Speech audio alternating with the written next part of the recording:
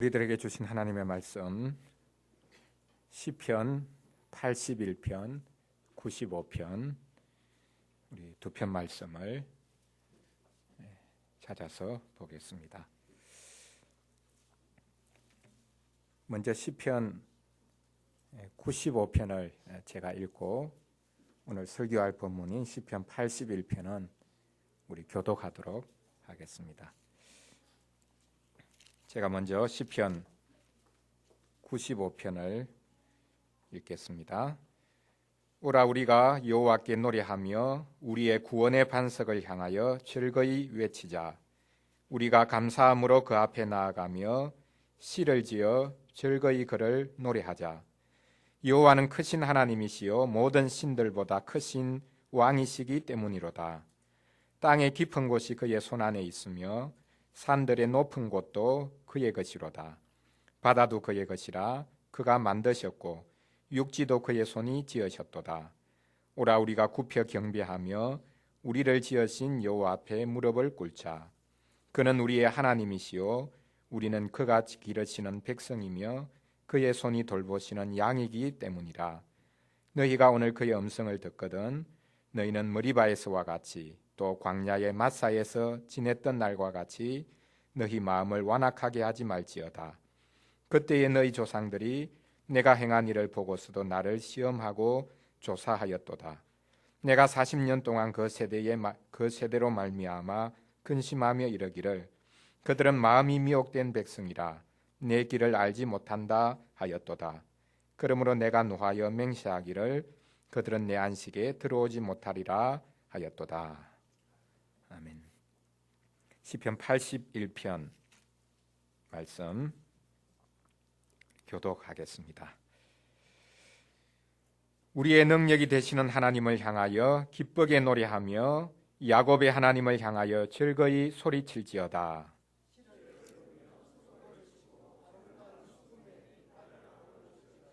초하루와 보름과 우리의 명절에 나팔을 불지어다.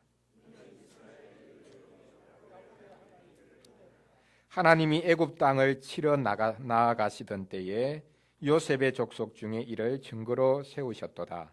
거기서 내가 알지 못하던 말씀을 들었나니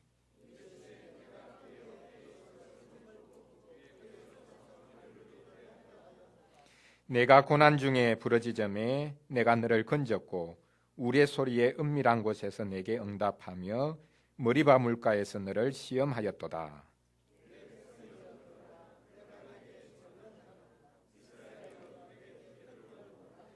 너희 중에 다른 신을 두지 말며 이방 신에게 절하지 말지어다.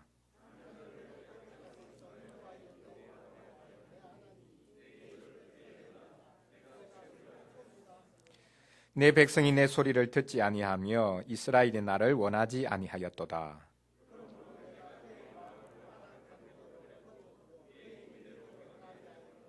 내 백성아 내 말을 들으라. 이스라엘아 내 도를 따르라.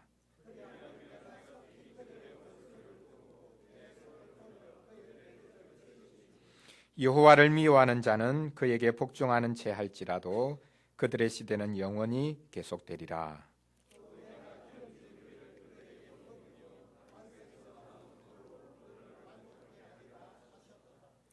아멘.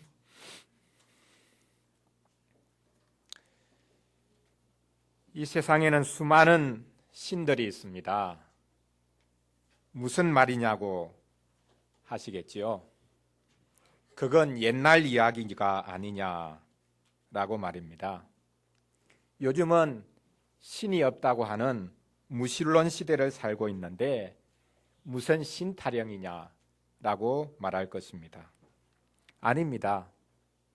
소위 말하는 정통 종교들은 쇠퇴하고 있지만 신흥 종교들, 이상한 종교들이 부흥하고 있습니다. 무신론 사회에서도 온갖 신화 이야기가 판을 치고 있습니다. 사람들이 신화 이야기에 열광하고 있습니다. 그 신화 이야기야말로 우주와 인간의 기원이며 현재 사회의 모습을 설명해 주고 있다라고 생각합니다. 뿌리 없는 문화 가운데 살다 보니 신화가 설득력을 얻고 있습니다. 성경도, 성경의 하나님도, 성경의 창조 이야기도 하나의 신화로 생각하는 이들이 많습니다. 하나님께서는 십계명의 제1계명을 통해 자기 백성에게 말씀하십니다. 하나님은 유일하신 하나님이라고 말입니다. 너는 나 외에는 다른 신들을 내게 있게 말지니라. 하나님 외에 다른 신이 없다고 말씀하십니다. 오늘 살펴볼 시편 81편의 한가운데 중심부에서 바로 이 십계명을 새롭게 선포합니다. 내 백성이여 들으라. 내가 내게 증언하리라. 이스라엘이여 내게 듣기를 원하노라. 너희 중에 다른 신을 두지 말며 이방신에게 절하지 말지어다. 나는 너를 애굽 땅에서 인도하여 낸 여호와 내 하나님이니. 여기 십계명의 제1계명과 더불어 십계명의 서언도 첨부되어 있습니다. 시편 81편의 시인은 십계명의 서언과 제1계명이 모든 계명의 요약이라고 말하고 있습니다. 오늘 본문을 가지고 하나님 외에는 우리를 구원할 다른 신이 없다라는 주제로 말씀을 전하려고 합니다. 우리는 다른 신을 두지 말아야 합니다. 하나님 외에 다른 신이 없기 때문입니다. 하나님 외에 다른 신이 없다면 우리는 어떻게 해야 하겠습니까? 첫째로 하나님을 기뻐하라는 것입니다. 둘째로는 구원을 기대하라는 것입니다. 셋째는 자기 고집을 버리라 라는 것입니다. 너희는 나 외에 다른 신을 두지 말라. 이 말씀이 우리에게 요구하는 바, 이 세 가지를 살펴보겠습니다. 첫째로는 하나님을 기뻐하라는 것입니다. 너희 중에 다른 신을 두지 말라는 말씀은 하나님만을 찬양하라는 말씀입니다. 그래서 시편 81편은 하나님을 환호하라라고 시작하고 있습니다. 하나님께 환성을 지르라 라는 뜻입니다. 환호하기 위해 동원되는 것이 목소리입니다. 목소리만큼 환호하기 좋은 것이 없습니다. 사람의 목소리는 언제든지 사용할 수 있는 가장 좋은 악기입니다. 목소리만큼 좋은 악기가 없습니다. 성악이 최고의 음악이라고 불러도 될 정도입니다. 시편 32편 11절에서도 다음과 같이 노래합니다. 너희 여인들아 여호와를 기뻐하며 즐거워할지어다. 마음이 정직한 너희들아 다 즐거이 외칠지어다. 한 사람이 외치는 것보다 여러 사람이 외치는 것이 더 좋습니다. 사람들의 목소리가 어우러져서 나는 소리보다 더 아름다운 것이 있겠습니까? 하나님께서는 우리의 목소리를 기뻐하십니다. 우리의 목소리로 하나님을 환호할 수 있다는 것이 얼마나 복된 일인지 알 수 없습니다. 우리는 아이돌 가수들이 나타날 때에 청소년들이 꽥 하고 소리를 치는 것과 비교할 수 없이 하나님을 환호할 수 있습니다.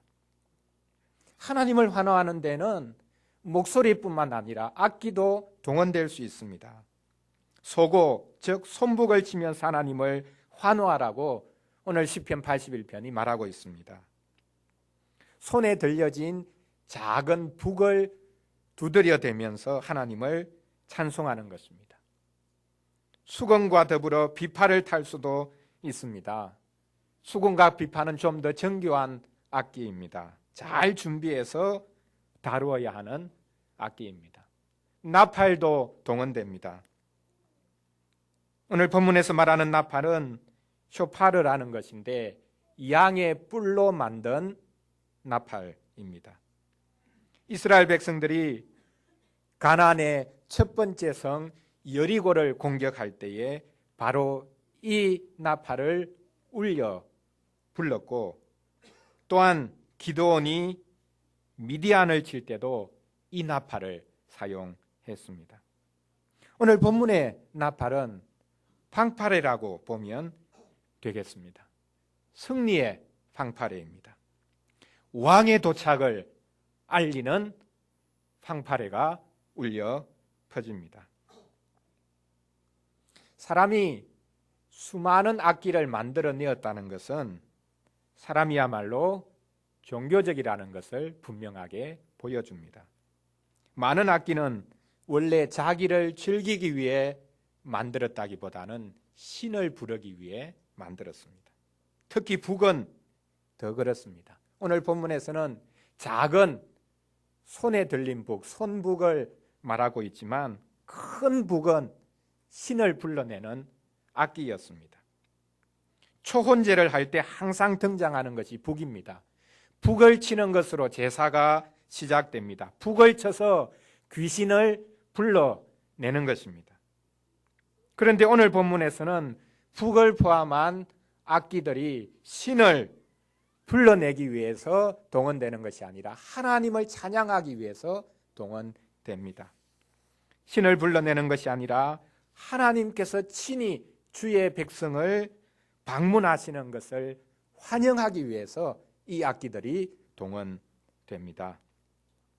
본문 3절에 나와 있듯이 이스라엘 백성들은 초하루와 또 보름과 명절에 나팔을 불면서 하나님을 환호했습니다. 이 초하루와 보름, 즉 제1일과 제15일은 이스라엘의 제일 중요한 달 7월 초하루와 7월 15일을 가리키기 쉽습니다.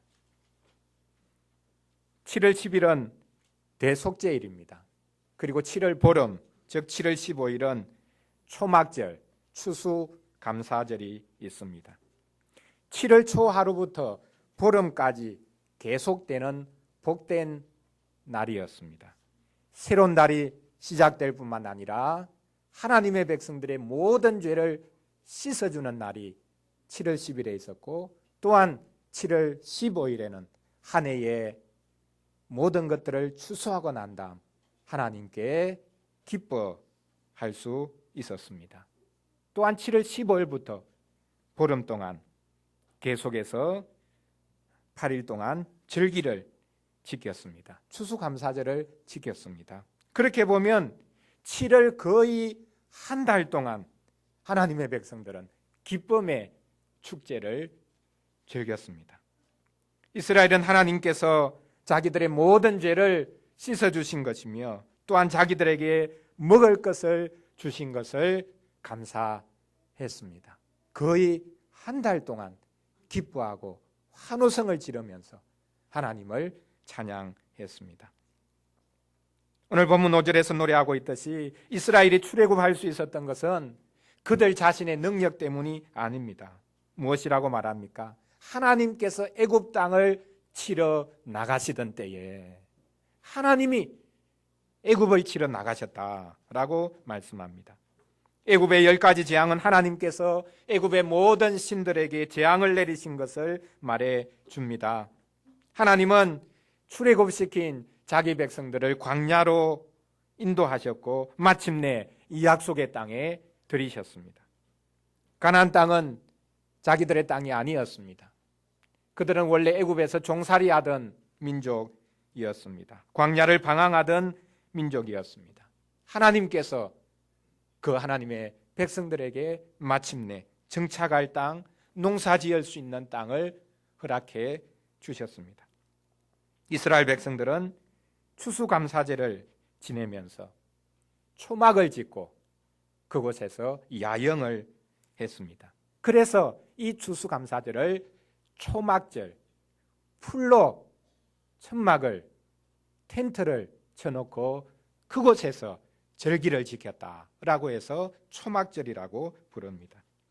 추억을 되살리기 위함이 아닙니다. 하나님께서 자기들에게 베푸신 크신 긍휼을 기억하기 위함입니다. 초막절을 지키면서 하나님께서 농사짓지 못하던 광야에서 하늘 양식을 내려주셨고 가나안 민족들이 살던 땅을 자기들에게 주셨다는 것을 기억하고 찬양해야 했습니다. 우리는 오늘 본문 시편 81편의 노래, 이 장면이 바로 예배의 장면임을 알 수 있습니다. 종교개혁자 칼빈도 오늘 이 시편에 대해 언급하기를 하나님의 백성들이 거룩한 구역에 모여 있는 것은 하나님과 맺은 은혜 언약을 기억하고 새롭게 하기 위함이었다라고 말했습니다. 그렇습니다. 예배는 하나님이 유일하신 하나님이라고 크게 외치는 것입니다. 온 세상을 향해 외치는 것입니다. 그 예배를 통해 하나님의 백성들은 주의 구별된 백성이 되고 교회가 되고 하나님의 집이 됩니다. 예배가 가장 큰 일입니다. 예배를 통해 우리는 하나님이 유일하신 하나님이라고 고백하고 찬양합니다. 우리는 예배를 통해 하나님이 계시다 라고 선포합니다. 하나님이 계시다 라고 외치는 것이야말로 우리 인생이 할 수 있는 가장 위대한 일입니다. 너는 나 외에 다른 신을 내게 있게 말지니라. 이것은 하나님을 찬양하라, 하나님이 계시다고 외치라 라는 말씀입니다. 둘째로 제1계명은 구원을 기대하라 라는 말씀임을 우리가 알아야 하겠습니다. 너희 중에 다른 신을 두지 말라는 말씀은 다른 신들의 도움을 버리고 하나님께 도움을 구하라는 것입니다. 오직 하나님께 구원을 기대하라는 말씀입니다. 5절에 기록되어 있듯이 하나님의 백성들은 거기서 하나님의 말씀을 들었습니다. 애굽 땅에서 하나님이 행하시던 바로 그 장소에서 하나님의 말씀을 들었다라는 방식으로 기록하고 있지만 실은 나중에 하나님의 백성들이 성전에서 하나님의 말씀을 듣고 있는 상황입니다. 성전에 올라가서야 비로소 하나님의 말씀을 들을 수 있습니다. 성전에서 우리는 과거에 하나님이 행하셨던 바로 그 장소로 돌아갈 수가 있는 것입니다. 하나님의 백성들은 성전에서 세상에서 결코 들을 수 없는 하나님의 말씀을 듣습니다. 하나님이 행하신 일을 듣습니다. 그런데 오늘 본문에 보니 그들은 알지 못하던 말씀을 들었다라고 말합니다. 지금까지 한 번도 듣도 보도 못한 말씀을 들었다는 뜻이 아닙니다. 하나님의 말씀은 늘 새롭게 들리는 말씀이라는 뜻입니다. 늘 똑같은 소리 한다고 말하면 안 됩니다. 오늘 본문 6절부터 마지막 절까지의 말씀을 보면 하나님께서 자기 백성을 향해 일하신 과거 역사를 말씀하고 있습니다. 하나님께서 끊임없이 나라고 말씀하십니다.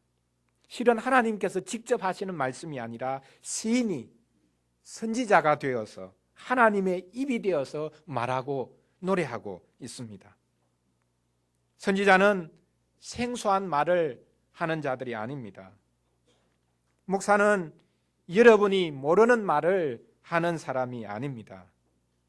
선지자와 목사는 미래에 일어날 일을 무당처럼 알아맞추는 자가 아닙니다. 그들은 과거 역사를 말합니다. 하나님께서 하신 일을 말합니다.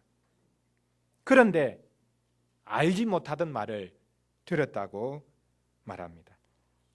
선지자는 이미 알고 있지만 깨닫지 못하는 자들에게 말합니다.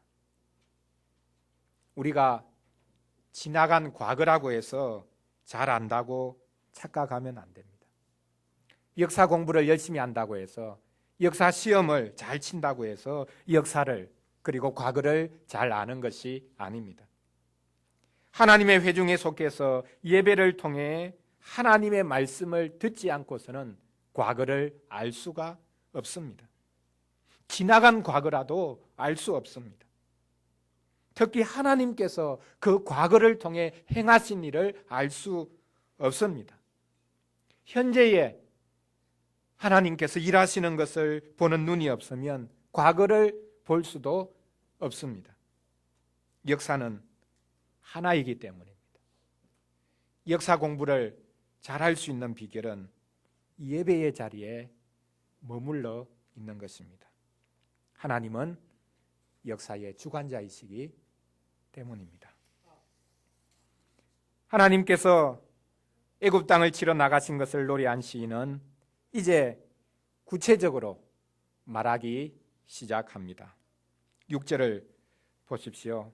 하나님께서는 이스라엘의 어깨에서 짐을 벗기셨습니다. 그들의 손에 들려있던 건축 자재들이 들어있던 광주리를 내려놓게 하셨습니다.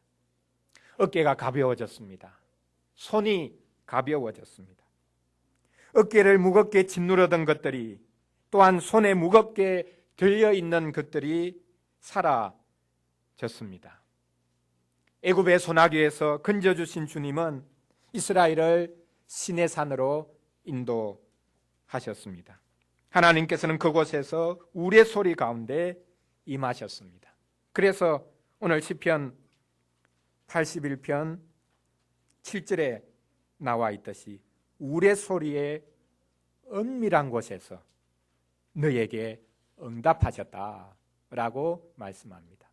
이 우레소리의 은밀한 곳이 어디입니까? 시내산입니다. 출애굽기 19장 16절에서 이 굉장한 장면을 다음과 같이 기록하고 있습니다. 셋째 날 아침에 우레와 번개와 빽빽한 구름이 산 위에 있고 나팔 소리가 매우 크게 들리니 진중에 있는 모든 백성이 다 떨더라. 하나님께서는 우레소리 가운데, 번개가 번쩍이는 가운데 임하셨습니다. 하나님의 백성들은 하나님을 배웠습니다.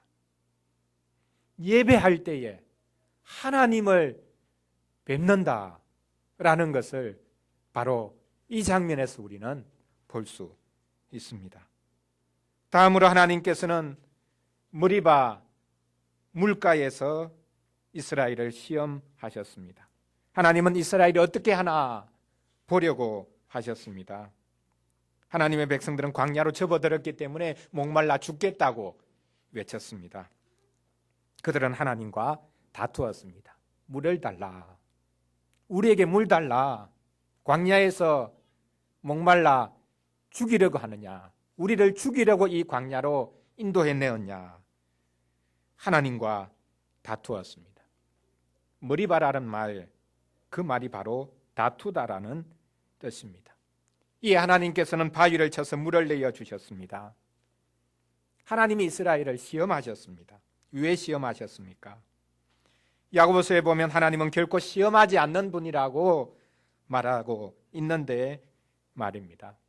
오늘 이 시편 81편에서는 하나님의 백성들의 불평은 은근슬쩍 감추고 하나님이 자기 백성에 대해서 불평하셨다라고 말하고 있습니다.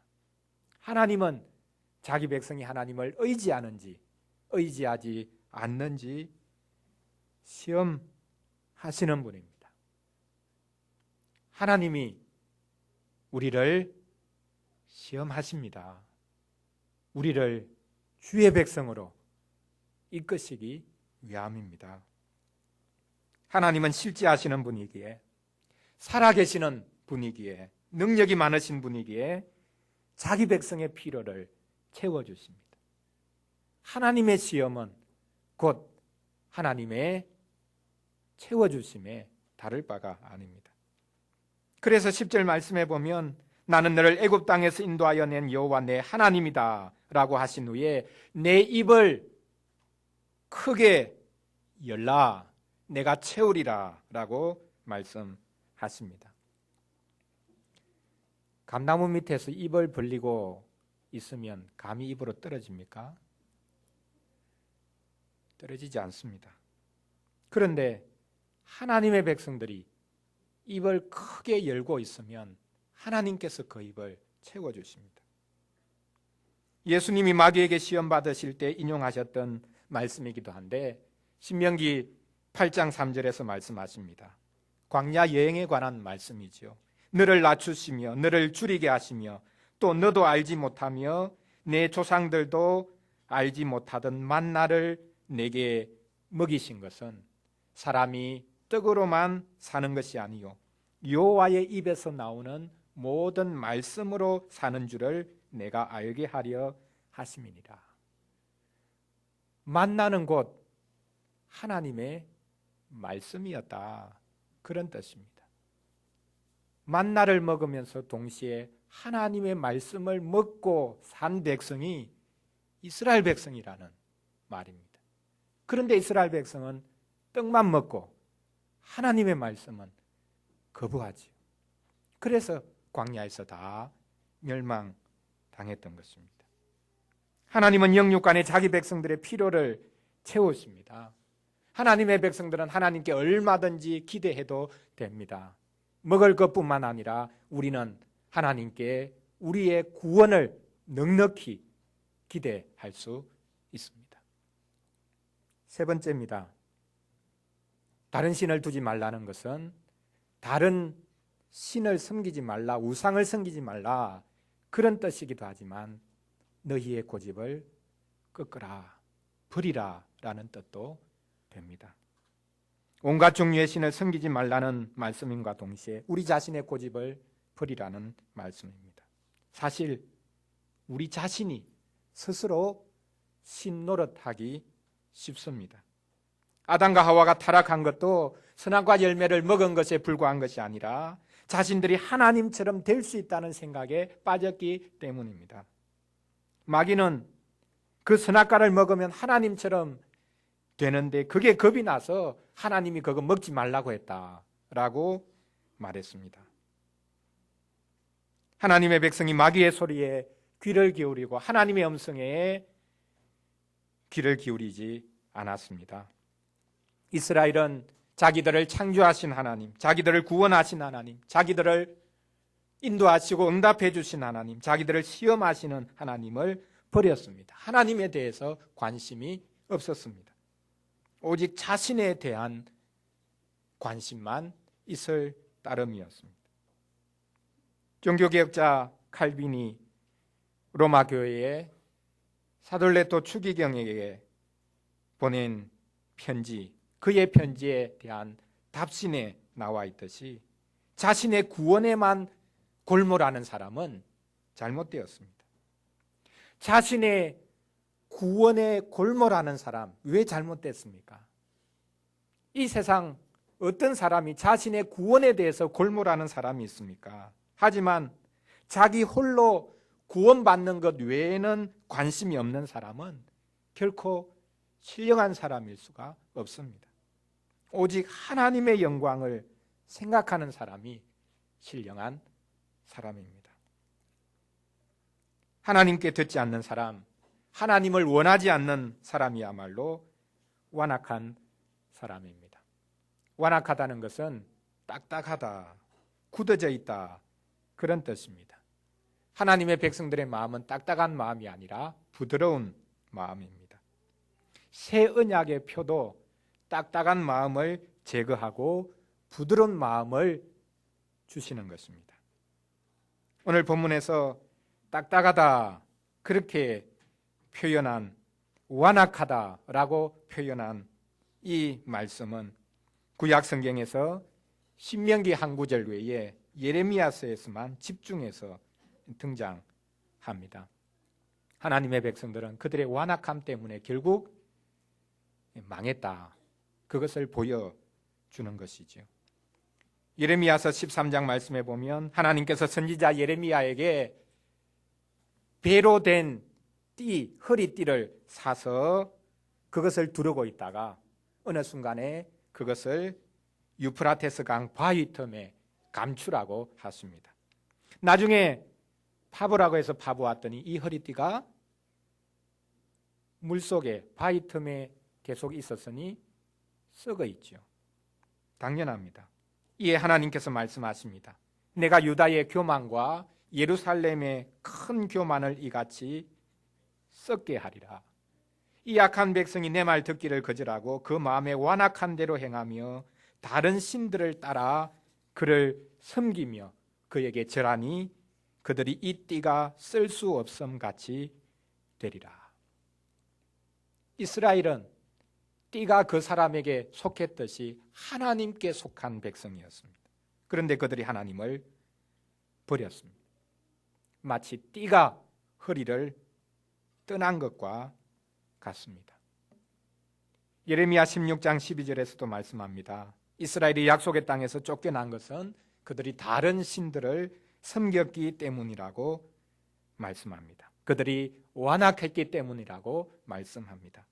너희가 너희 조상들보다 더욱 악을 행하였도다. 보라, 너희가 각기 악한 마음에 완악함을 따라 행하며 나에게 순종하지 아니하였으므로 내가 너희를 이 땅에서 쫓아내어 너희와 너희 조상들이 알지 못하던 땅에 이르게 할 것이라. 너희가 거기서 주야로 다른 신들을 섬기리니 이는 내가 너희에게 은혜를 베풀지 아니함이라 하셨다 하라.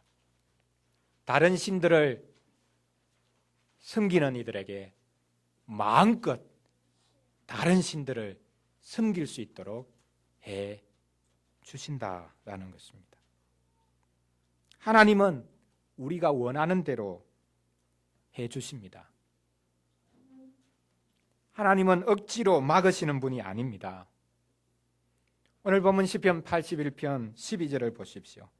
그러므로 내가 그의 마음을 완악한 대로 버려두어 그의 임의대로 행하게 하였도다. 하나님은 내버려 두십니다. 하나님은 우리 마음대로 하는 것을 내버려 두십니다. 하나님도 사람의 고집만큼은 꺾지 못하십니다.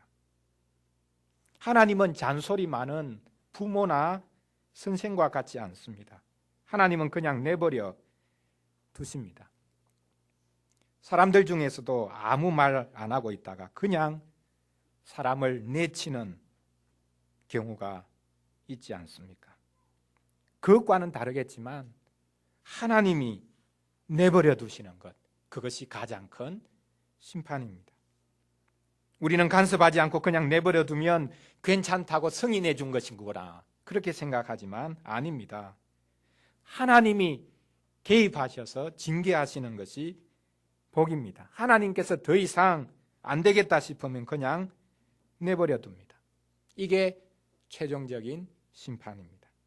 로마서 1장 26절에서도 말씀하고 있습니다. 하나님께서 그들을 부끄러운 욕심에 내버려 두셨다. 그냥 내어버려 두셨다라고 말입니다. 기회는 있습니다. 13절 말씀을 보십시오.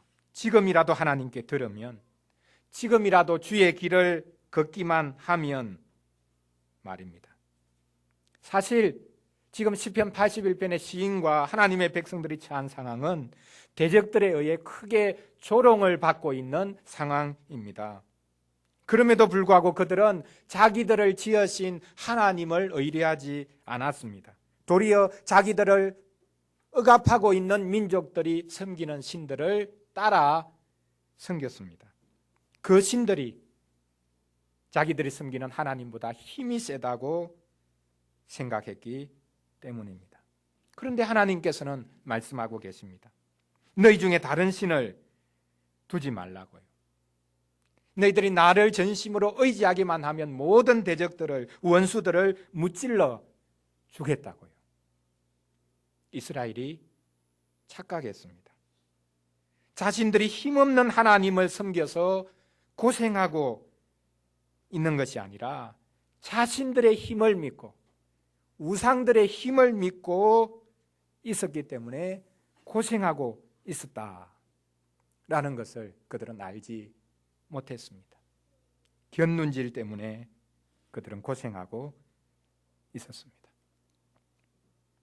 사랑하는 성도 여러분, 하나님께서는 다른 신을 두지 말라고 하십니다. 하나님만이 구원의 하나님이시기 때문입니다. 우리를 구원할 분은 오직 하나님 한 분뿐이시다. 그 말씀이 너는 나 외에는 다른 신을 너희에게 두지 말라 하시는 방식으로 표현했습니다. 부정적인 표현이지만 가장 긍정적인 표현이죠. 하나님의 백성들은 하나님께 구하면 언제든지 그들의 필요를 채울 수 있었습니다. 그래서 입을 크게 열라고 하셨습니다. 목사도 입을 크게 열면 그 입에 하나님의 말씀, 천국의 말씀을 채워 주십니다. 그것이 교회에 끊임없이 쏟아져 나올 수 있습니다. 얼마나 큰 복입니까? 본 시편 마지막 절도 보십시오. 또 내가 기름진 밀을 그들에게 먹이며 반석에서 나오는 꿀로 너를 만족하게 하리라 하셨도다. 밀이 기름져 그것만으로 다른 반찬이 필요 없는 음식이 되고, 반석에서 광야 시대에는 물이 나왔는데 그 반석에서 이제는 꿀까지 내어주겠다라고 하나님께서 말씀하고 계십니다. 주님은 오늘도 우리에게 먹을 것을 주십니다. 이 성찬의 상에서 그리스도 자신을 먹거리로 우리에게 내어 주십니다. 제1계명이 헛된 계명이 아닙니다. 너희 중에 다른 신을 두지 말라는 것은 빈말이 아닙니다. 다른 신은 없다는 말씀이 맞습니다. 우리는 망상에 빠져 다른 신들을 섬기지 말아야 합니다. 하나님 외에는 다른 신이 없습니다. 우리를 구원할 그 어떤 다른 신이 없습니다. 과연 우리는 하나님을 제대로 예배하고 있는 것일까요? 하나님 외에 다른 신이 없다는 것은 이슬람도 무척이나 강조합니다. 모슬렘이 하루에 5번씩 기도하는데 사이렌이 울리고 뭐라고 중얼거리는 소리가 나는데 그게 바로 10계명의 제1계명입니다. 오직 알라는 유일한 하나님이시다. 이슬람 국가 여행해 보시면 알 수 있습니다. 우리가 새벽 기도하는 시간보다 더 일찍 사이렌 소리가 온 시내를 감싸합니다. 사이렌이 울리고 거기에 뭐라고 중얼거리는 소리가 나는데 그게 바로 10계명 제1계명입니다. 오직 알라는 유일한 하나님이시다. 하나님 외에, 알라 외에 다른 신을 섬기지 말라. 이게 우리 기독교에서 유일하신 하나님을 섬기는 것과 뭐가 다릅니까? 다른 신을 두지 않고 알라만을 섬긴다 하더라도 그 알라가 예수님을 통해 알게 된 하나님이 아니라면 참 하나님일 수가 없습니다. 유일한 하나님, 그 하나님을 이슬람들은 알라라고 부르지만 예수님을 통해 알게 된 하나님이 아니라면 유일한 하나님일 수가 없는 것입니다. 우리가 예수님을 붙잡으면 하나님은 우리에게 구원이 되시고 우리의 입과 손을 가득 채워 주십니다. 하나님을 기뻐하는 것이 여러분의 힘입니다. 하나님을 기뻐하는 것이 여러분의 양식입니다. 어린이를 위한 질문 3번 문장처럼 하나님은 자의적인 숭배가 아닌 참 예배를 기다리십니다. 이 자의적 숭배라는 말 골로새서 2장에 기록되어 있는 말씀입니다. 하나님은 자의적 숭배, 즉 죄 잘난 맛에 드리는 숭배와 신심을 받지 않으십니다. 그것은 아무 유익이 없습니다. 그러나 우리가 예수 그리스도를 통해 하나님을 경배하고 예배하기만 하면 하나님은 우리에게 구원이 되시고 우리에게 범사의 유익이 될 것입니다. 오늘 성찬회상에서 이 복을 우리가 마음껏 누릴 수 있기를 바랍니다.